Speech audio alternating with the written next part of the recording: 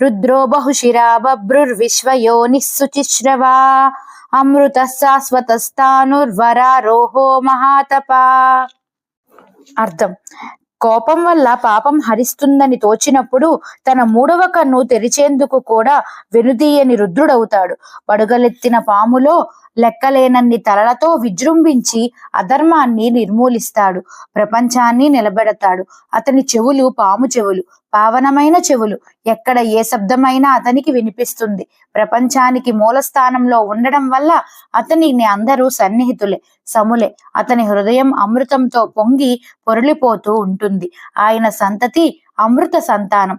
దానికి చావు లేదు, చలనమూ లేదు. శాశ్వతంగా స్థాన రూపంలో సర్వత్రా వ్యాపించిన మహా తపస్విని నమ్ముకున్న నరకోటికి కోరిన వరాలు లభిస్తాయి. మహోన్నత పదవి కూడా మాట మాత్రం ప్రస్తావిస్తే మరుక్షణంలో కర్తాలమలం అవుతుంది.